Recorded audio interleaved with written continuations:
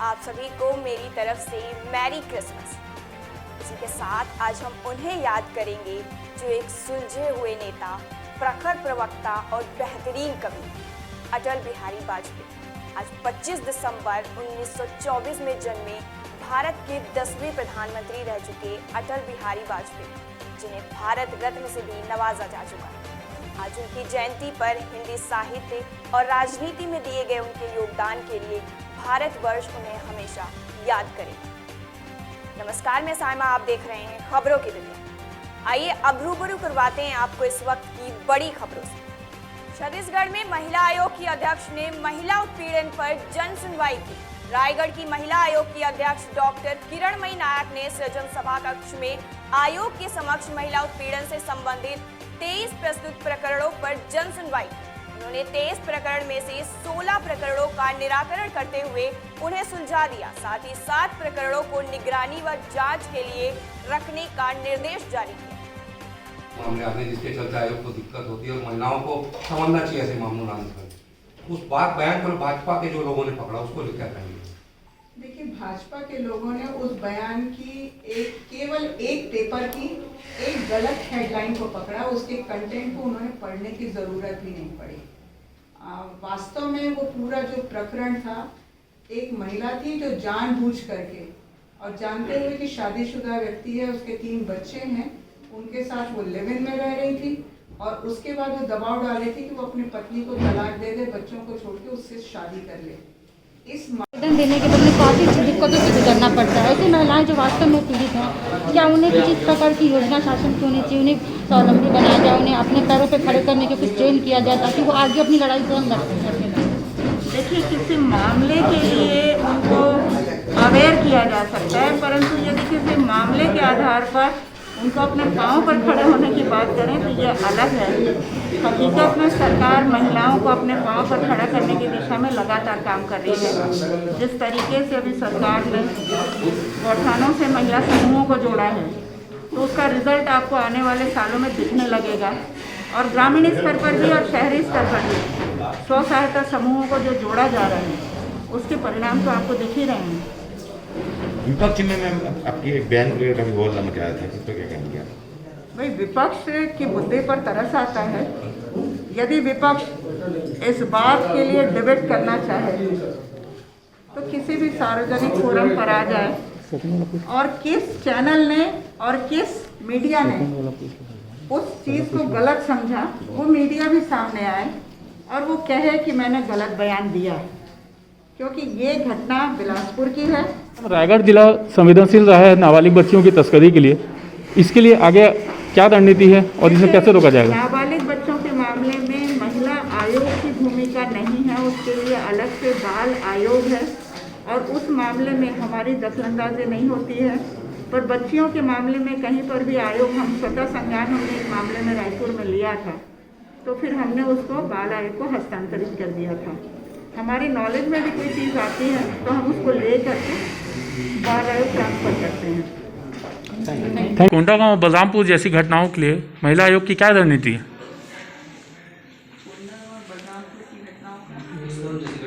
जैसी घटनाओं को लेके देखिए, दुष्कर्म की घटनाओं को मैं यदि कहूँ कि कोई योजना वाली बात, ये तो हमारी लगातार चलने वाली प्रक्रिया है। मैं ये नहीं कहती कि दुष्कर्म नहीं हुए, मैं ये भी नहीं कहती कि दुष्कर्म कभी नहीं होंगे, क्योंकि मैं पेशे से वकील रही हूँ। आदिकाल से अब तक के यदि आप देखेंगे तो महिलाओं के साथ ये अन्याय होता था, होता है और शायद होता भी रहेगा। बस ये जरूरी है कि ऐसे मामलों में पुलिस तत्काल एक्शन पर आए, वो उसमें जांच हो। तो ऐसा इस सरकार में लगातार हो रहा है। ये आपके सामने हाथरस कांड भी है, जिसमें बलात्कार की घटना को नकार दिया गया था शासन द्वारा, परंतु अभी सीबीआई ने जब चालान पेश किया तब उसने माना कि रेप हुआ था। ऐसी स्थिति छत्तीसगढ़ में नहीं आएगी, इस बात के लिए मैं आपको आश्वस्त करती हूँ। और कभी भी ऐसी कोई घटना होती है जिसमें पुलिस कार्रवाई नहीं करती तो मैं स्वयं जाकर। बरेली के स्टेशन रोड सरन हॉस्पिटल के पास नाले के ऊपर लोगों द्वारा किया गया अवैध कब्जा। नगर निगम के कर्मचारियों ने अवैध कब्जे को हटाने के लिए अतिक्रमण अभियान चलाया। इस अभियान के दौरान नगरवासियों की कर्मचारियों से झड़प भी हुई। वहां के स्थानीय लोगों का कहना है कि सरन हॉस्पिटल के ऊपर भी अवैध कब्जा है, उसको नगर निगम की टीम ने क्यों नहीं हटाया, जिसका वहां के वासियों ने विरोध किया और नगर निगम के खिलाफ नारेबाजी की। क्रिसमस और तुलसी दिवस पर inner wheel club of Bareilly mercury द्वारा जरूरतमंदों को दिए गए कंबल। Inner wheel club of Bareilly mercury के सभी सदस्यों द्वारा बांके बिहारी मंदिर राजेंद्र नगर में जरूरतमंदों को कंबल वितरित किए गए। उनकी कोशिश है कि किसी को भी ठंड की वजह से कोई तकलीफ ना हो। उनका ये कार्यक्रम 2 महीने से चल रहा है। वहीं इस मौके पर क्लब के सभी मेंबर सहयोग कर रहे हैं। संभल में क्रिसमस की तैयारियों को लेकर चर्च पूरी तरह तैयार। चर्च में क्रिसमस पर आयोजित होने वाले कार्यक्रमों को लेकर लोगों का उत्साह देखते ही बनता है। चर्च सज धज कर तैयार हैं और प्रभु ईसा मसीह के जन्मदिन पर केक काटे जाएंगे। इसके साथ ही विशेष प्रार्थना सभा से लेकर कई कार्यक्रमों का आयोजन किया जाएगा। कोरोना काल को देखते हुए सरकारी गाइडलाइन का पूर्ण रूप से पालन भी किया जा रहा है। फादर, कल क्रिसमस है। क्रिसमस का त्यौहार बहुत धूमधाम के साथ मनाया जाता है। जिस तरह से आप देख रहे हैं कि कोरोना काल थोड़ा थोड़ा ख़त्म होता नज़र आ रहा है, किस तरह से मनाया जाएगा, क्या तैयारियां हैं यहाँ पर? देखिए, ये सच बात है क्योंकि बहुत बड़ा फंक्शन है, क्योंकि जगत का उद्धारकर्ता इस संसार में आया मानव बन के। और जो कोरोना काल है, पूरा देश भी और दुनिया में बहुत लोग इससे पीड़ित भी हैं और बहुत लोग, सरकार इंस्ट्रक्शन दे रही है और हम भी उसी तरह से वो सारे रूल रेगुलेशन फॉलो करेंगे। और सबसे बड़ी बात यह है क्योंकि हम सीमित लोग होंगे, बहुत क्राउड नहीं हो सकता, क्योंकि 50 लोगों के लिए परमिशन है। हमारे यहाँ पे छोटी कांग्रीगेशन है, छोटे लोग हैं, कम ही लोग हैं जो क्राइस्ट को मानते हैं या उस पर फेथ करते हैं। तो और डिस्टेंस से हम उनको बिठाएंगे और सारे मतलब उनको मास्क है, सैनिटाइज़र है, जो कुछ भी है उनको हम प्रोवाइड करा के, अगर कोई बाय द वे पहन के नहीं आता है तो उनको बताएंगे। और सारे जो एहतियात है या जो मतलब इंस्ट्रक्शन है उसको हमें पूरा 100% पालन करना आता है, हम करेंगे, क्योंकि हम करते चले जा रहे हैं। काफ़ी लंबा समय हो गया कोरोना काल को और बहुत से लोग और मोस्टली पढ़ी लिखी जनरी इसके यूज़ टू हो गई है। और इसी तरह से हम इसको मनाने के लिए प्रयास करेंगे। कुछ ये है जो आपने डेकोरेशन देखी है, कुछ शाम को जो मतलब हमारे लोग हैं वो सिंपल विज़िट करने आएंगे, विश करने आते हैं शाम को वो भी।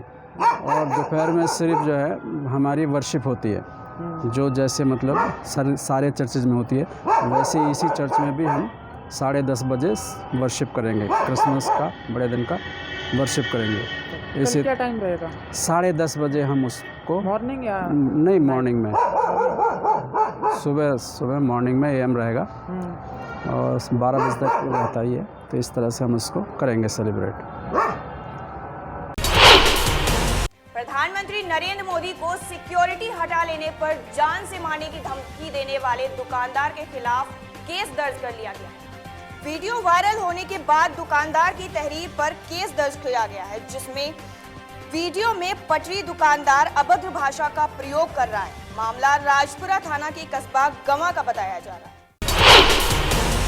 प्रधानमंत्री नरेंद्र मोदी को जान से मारने की धमकी के मामले में सीओ गुन्नौर का बयान आया सामने। लगभग 12 घंटे तक चुप्पी के बाद जिले का कोई अधिकारी कैमरे के सामने आया। सीओ ने कहा आरोपी के खिलाफ केस दर्ज कर लिया गया है और आगे की कार्रवाई जारी है। राजपुरा में शिकायतकर्ता प्रताप सिंह द्वारा एक तहरीर दी गई तथा एक वीडियो रिकॉर्डिंग उपलब्ध कराई गई, जिसमें माननीय प्रधानमंत्री जी को एक व्यक्ति है जो अभद्र टिप्पणी करते हुए दिख रहा है। उस तहरीर के आधार पर मुकदमा अपराध संख्या 553/20 धारा 504-506 थाना राजपुरा में पंजीकृत कराया गया तथा अभियुक्त रोहित सनाफ रमेश चंद्र को गिरफ्तार कर विधिक कार्रवाई की जा रही है। जौनपुर के खुटन में हौसला बुलंद बदमाशों ने स्कूल में घुसकर महिला अध्यापिका के साथ की लूटपाट की कोशिश। शोर मचाने पर बदमाश उल्टे पैर भागे। बेखौफ बदमाशों ने खुटन थाना क्षेत्र के डिहिया प्राथमिक विद्यालय में घुसकर महिला शिक्षिका के साथ लूटपाट का प्रयास किया। टीचर द्वारा शोर मचाने पर बदमाश ग्रामीणों के पहुंचने से पहले ही भाग निकले। यह खबर मिलते ही शिक्षकों में आक्रोश व्याप्त हो गया है। प्राथमिक शिक्षक संघ के अध्यक्ष ने बदमाशों की शीघ्र गिरफ्तारी की मांग की है। इस वारदात के बाद उत्तर प्रदेशीय प्राथमिक शिक्षक संघ की एक आपातकालीन बैठक जिला अध्यक्ष अरविंद शुक्ला की अध्यक्षता में कचहरी स्थित कैंप कार्यालय में संपन्न हुई। अभी क्या हुआ, कैसे, कितना टाइम पहले की बात है यहाँ पे? लगभग 11:30 बजे की बात है। क्या वारदात हुई? पहले 2 लोग आए बाइक से जी, वो आके यहाँ पे पूछे कि हमको एडमिशन कराना है। हमने पूछा किस क्लास में, बोले 6 क्लास में। हमने कहा कि 6 क्लास में एडमिशन नहीं होता है यहाँ पे, ये प्राइमरी स्कूल है, आगे चले जाइए। तो वो लोग फिर यहाँ से निकल गए। फिर 10 मिनट बाद फिर लौट के आए हैं जी। फिर पूछे, फिर आके यहाँ पे रुके, मैं अकेले यहाँ पे बैठी थी। पूछे हेडमास्टर का, हमने कहा हेडमास्टर उस रूम में है। फिर उनमें से पीछे वाला जो था वो गन निकाल के मेरे ऊपर टांग दिया। गन भी निकाले आपके ऊपर? जी। आपका नाम? शिखा सिंह। आपके साथ कोई मौजूद था यहाँ पे? सर उस समय मौका वारदात पे तो कोई नहीं था। आप अकेली थी? जी नहीं, यहाँ पे शशि मैडम जी वहाँ थोड़ी दूर। और शशि मैडम कहाँ पे हैं? जी आपका नाम? जी आप भी यहाँ पे थी? पहली बार। आप लोग पहचाने उसे? देख, और गाड़ी नंबर वगैरह आप लोग कुछ नहीं देख? और ये कहाँ पे विद्यालय इस टाइम? डेहिया प्रथम ग्राम सभा डेहिया है, गायत्री विजय मंदिर के पीछे जी। डेहिया प्रथम ये विद्यालय है जी। यहाँ पे ऐसी घटना हुई। अगर उचित कार्रवाई नहीं हुई तो हम लोग विद्यालय नहीं खोलेंगे। ये इन लोगों का कहना है, अगर यहाँ पे उचित कार्रवाई नहीं हुई तो विद्यालय बंद कर देंगे। बहराइच के नजीरपुरा की छात्रा के ऊपर केमिकल फेंकने के मामले में फरार चल रहा दूसरा अभियुक्त भी पुलिस के हत्थे चढ़ गया है, जिसकी पहचान सुहेल उर्फ पीके बाबा के रूप में की गई।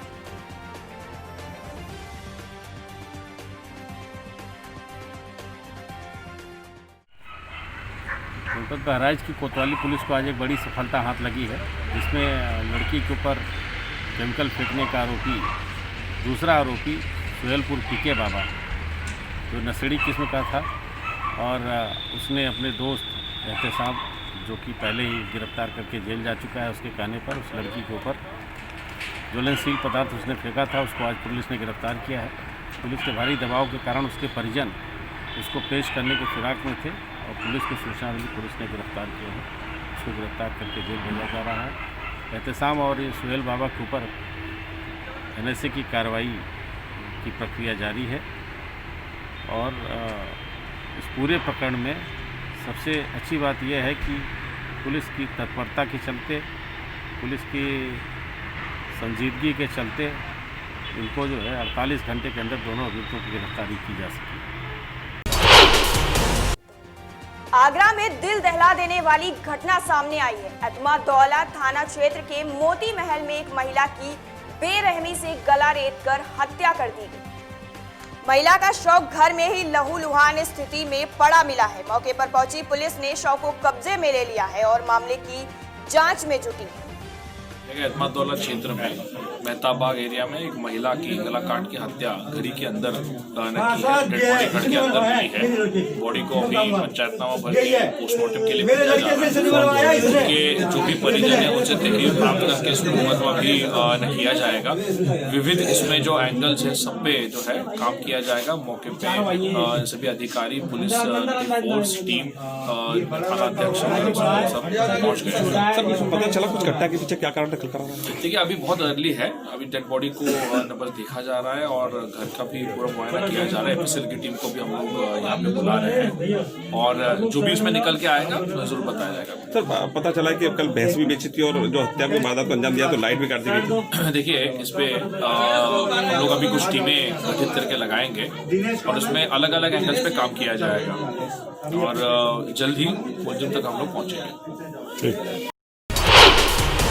बहराइच में सेवा क्लब ने नौनिहालों को दी सौगात। सामाजिक संगठन सेवा क्लब के तत्वाधान में विकास खंड जरवल स्थित बेलनापारा में नौनिहालों को ठंड के मौसम में ठंड से बचाने के लिए लगभग 60 बच्चों को वुलन कैंप वितरित किए गए। साथ ही सभी भाषाओं की शिक्षा हेतु प्राथमिक शिक्षण की ऑल इन वन पुस्तक भी वितरित की गई।